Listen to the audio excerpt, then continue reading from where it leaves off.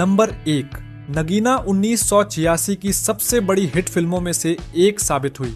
इस फिल्म की जबरदस्त सफलता ने श्रीदेवी की लोकप्रियता को नई ऊंचाइयों पर पहुंचा दिया और उन्होंने बॉलीवुड की नंबर 1 अभिनेत्री के तौर पर अपनी जगह और भी मजबूत कर ली।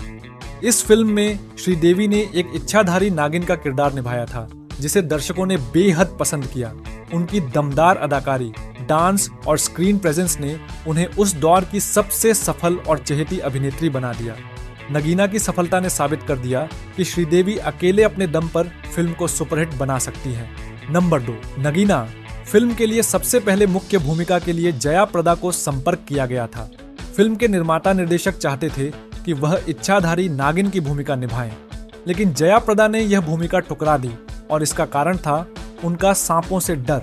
कहते हैं कि जब उन्हें बताया गया कि फिल्म में उन्हें एक इच्छाधारी नागिन का किरदार निभाना होगा और कुछ दृश्यों में सांपों के साथ काम करना पड़ेगा, तो उन्होंने तुरंत इस प्रस्ताव को अस्वीकार कर दिया। वे असल जिंदगी में सांपों से बहुत डरती थीं और इस डर की वजह से उन्होंने इस चुनौतीपूर्ण किरदार को करने से इनकार कर दिया।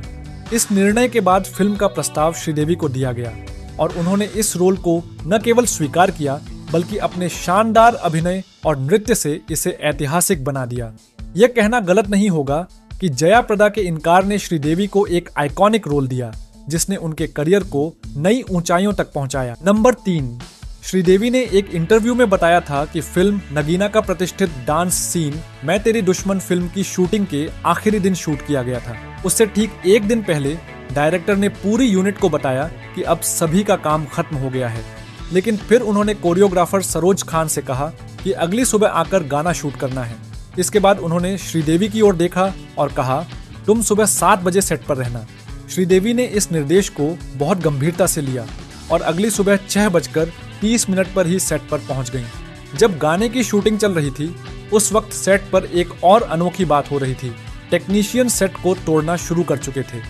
चूंकि फिल्म की बाकी सारी शूटिंग पूरी हो चुकी थी, इसलिए सेट को खत्म किया जा रहा था। जैसे जैसे गाने की शूटिंग आगे बढ़ती गई, पूरा सेट धीरे धीरे खत्म हो गया। अंत में केवल एक दीवार बची थी, जिसके सामने श्रीदेवी ने वह जबरदस्त परफॉर्मेंस दी जो आज भी यादगार मानी जाती है। यह गाना न केवल श्रीदेवी के करियर का एक आइकॉनिक मोमेंट बना, बल्कि भारतीय सिनेमा के इतिहास में भी एक क्लासिक डांस नंबर के रूप में दर्ज हो गया। नंबर 4, एक इंटरव्यू के दौरान श्रीदेवी ने यह स्वीकार किया था कि फिल्म नगीना का क्लाइमैक्स डांस सीक्वेंस मैं तेरी दुश्मन दुश्मन तू मेरा उनका सबसे पसंदीदा डांस था। उन्होंने बताया कि इस गाने में अभिनय, भावनाओं और शारीरिक प्रदर्शन का जो मेल था, वो उनके लिए एक बहुत खास अनुभव था। इसमें उन्हें न सिर्फ एक इच्छाधारी नागिन की भूमिका को पूरी शक्ति और गहराई से निभाना था, बल्कि अपनी नृत्य कला और एक्सप्रेशंस के जरिए उस किरदार की भावना को जिंदा करना था। श्रीदेवी के अनुसार यह गाना उनके करियर का सबसे चुनौतीपूर्ण और संतोषजनक डांस परफॉर्मेंस था।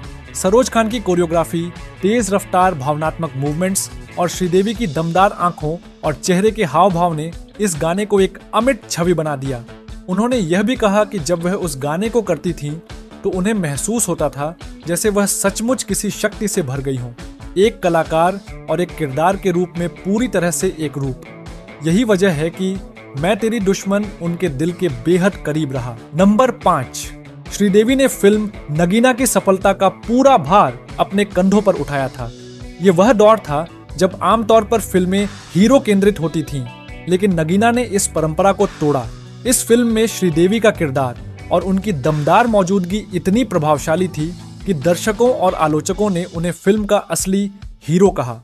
ऋषि कपूर जैसे बड़े अभिनेता की मौजूदगी होने के बावजूद श्रीदेवी ने अपने अभिनय, नृत्य और अभिव्यक्ति से उन्हें भी ओवरशैडो कर दिया। फिल्म पूरी तरह से उनके इर्द गिर्द घूमती है और यह साबित हुआ कि एक महिला कलाकार भी फिल्म को सुपरहिट बना सकती है, सिर्फ अपने दम पर। नगीना की जबरदस्त सफलता के बाद श्रीदेवी की स्टारडम और भी बुलंदियों पर पहुंच गई। इसके बाद उन्होंने एक के बाद एक ऐसी फिल्में की जो पूरी तरह उन्हीं पर आधारित थीं, जैसे चांदनी, चालबाज, लम्हे। इन सभी फिल्मों की कामयाबी श्रीदेवी के करिश्मे और उनके अभिनय कौशल की गवाही देती है। वह उस दौर की अकेली अभिनेत्री थीं जिनके नाम पर फिल्में बनती थीं और चलती भी थीं, इसलिए उन्हें बॉलीवुड की पहली फीमेल सुपरस्टार कहा जाता है। नंबर 4, फिल्म नगीना में अभिनेता विजू शाह ने एक छोटा सा किरदार निभाया था, जिसे फिल्म के पहले भाग में ही मार दिया जाता है। हालांकि उनका योगदान सिर्फ वहीं तक सीमित नहीं था। विजू शाह ने इस फिल्म में कुछ अन्य सहायक पात्रों, सपोर्टिंग कैरेक्टर्स के लिए भी डबिंग की थी। उदाहरण के लिए फिल्म में एक डॉक्टर का किरदार और एक गुंडे का किरदार था, जिनकी आवाज असली कलाकारों की नहीं बल्कि विजू शाह की थी। उन्होंने इन किरदारों के लिए अपनी आवाज दी ताकि संवादों में अधिक प्रभाव और स्पष्टता आ सके। इस तरह से विजू शाह ने न केवल एक एक्टर के रूप में बल्कि एक वॉइस आर्टिस्ट के रूप में भी फिल्म में अपना अहम योगदान दिया। ये दिखाता है कि फिल्मों के निर्माण में कई बार कलाकार पर्दे के पीछे भी महत्वपूर्ण भूमिकाएं निभाते हैं, जो आम दर्शकों की नजर में नहीं आ पाती लेकिन फिल्म की गुणवत्ता में बड़ा अंतर लाती है। नंबर 7, 2013 में श्रीदेवी को फिल्म नगीना में उनके यादगार प्रदर्शन के लिए फिल्म फेयर स्पेशल अवार्ड से सम्मानित किया गया। यह अवार्ड खास तौर पर उनके उस असाधारण अभिनय, नृत्य और प्रभावशाली स्क्रीन प्रेजेंस को सराहने के लिए दिया गया था, जिसने नगीना को एक ब्लॉकबस्टर हिट बना दिया था। फिल्म में उनका इच्छाधारी नागिन का किरदार न केवल लोकप्रिय हुआ बल्कि आज भी भारतीय सिनेमा के सबसे आइकॉनिक किरदारों में गिना जाता है। इस स्पेशल अवार्ड के जरिए फिल्म फेयर ने यह माना कि श्रीदेवी ने उस दौर में जब फिल्मों को हीरो केंद्रित माना जाता था, एक महिला कलाकार के रूप में अकेले अपने दम पर फिल्म को सफलता की बुलंदी तक पहुंचाया। यह पुरस्कार उनके योगदान की देर से लेकिन सच्ची पहचान थी और उनके करियर के एक बेहद अहम मोड़ को सम्मानित करता है। इस सम्मान ने यह भी साबित किया कि श्रीदेवी का प्रभाव और उनका काम समय बीतने के बावजूद भी अमर है। नंबर 8, नगीना की जबरदस्त सफलता के बाद इसके निर्देशक हरमेश मल्होत्रा की किस्मत भी बदल गई। इससे पहले उनकी कई फिल्में जैसे धर्मशत्रु, विद्रोही और शेरनी या तो अधूरी पड़ी थीं या फिर लंबे समय से टल रही थीं। लेकिन नगीना के ग्रैंड सक्सेस के बाद हरमेश मल्होत्रा का नाम इंडस्ट्री में फिर से चर्चा में आ गया और उन्हें एक बार फिर से सम्मान और भरोसे के साथ देखा जाने लगा। प्रोड्यूसर्स और डिस्ट्रीब्यूटर्स जो पहले उनकी अधूरी फिल्मों में निवेश करने से हिचक रहे थे, अब उत्साह से उन प्रोजेक्ट्स को फिर से शुरू करने के लिए तैयार हो गए। नतीजा यह हुआ कि उनकी रुकी हुई फिल्में सभी को दोबारा एक्टिव रूप से पूरा किया गया और रिलीज किया गया। इस तरह नगीना की सफलता न सिर्फ श्रीदेवी के करियर के लिए टर्निंग पॉइंट बनी बल्कि हरमेश मल्होत्रा के लिए भी यह एक नई शुरुआत साबित हुई, जिसने उनके पुराने और अधूरे सपनों को फिर से जिंदगी दी। नंबर 9, फिल्म नगीना का एक बेहद प्रसिद्ध दृश्य है जिसमें अमरीश पुरी का किरदार एक तांत्रिक की भूमिका निभाते हुए बीन बजाकर इच्छाधारी नागिन यानी श्रीदेवी को वश में करने की कोशिश करता है। यह सीन अपनी गंभीरता, रहस्य और अमरीश पुरी के दमदार अभिनय के लिए काफी मशहूर रहा है। बाद में इस आइकॉनिक सीन को सोशल मीडिया पर एडिट करके एक मजेदार रूप दिया गया। इस सीन में बीन की धुन को हटाकर उसके ऊपर आईपीएल की थीम म्यूजिक लगा दी गई। नतीजा यह हुआ कि अमरीश पुरी के बीन बजाने पर श्रीदेवी नागिन की जगह लोग ऐसे रिएक्ट करते दिखाए गए मानो कोई खिलाड़ी आईपीएल थीम पर मैदान में एंट्री कर रहा हो। हर साल आईपीएल सीजन के दौरान यह वीडियो सोशल मीडिया पर तेजी से वायरल हो जाता है। यह एक मीम कल्चर का हिस्सा बन चुका है, जहां पुराने फिल्मी दृश्यों को नए संदर्भ में इस्तेमाल किया जाता है।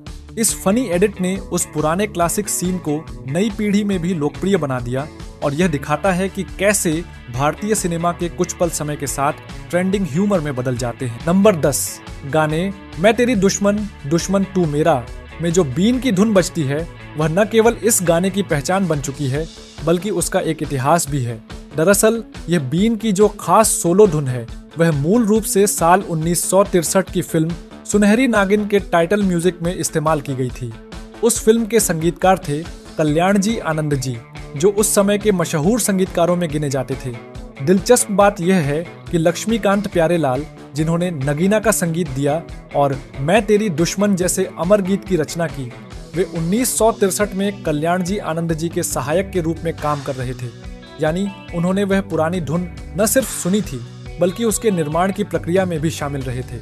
जब नगीना के लिए यह गाना बना तो लक्ष्मीकांत प्यारेलाल ने उसी धुन को नए अंदाज में पेश किया और यह आज भी उस गाने की सबसे पहचानने योग्य विशेषता बन गई है। इस तरह एक पुरानी क्लासिक धुन को फिर से इस्तेमाल करके उन्होंने एक नए दौर के लिए उसे अमर बना दिया। यह उदाहरण है कि कैसे संगीतकार अपनी पुरानी यादों और अनुभवों को नए रूप में ढालकर एक सदाबहार धुन बना सकते हैं। जो पीढ़ियों तक लोगों को याद रहती है।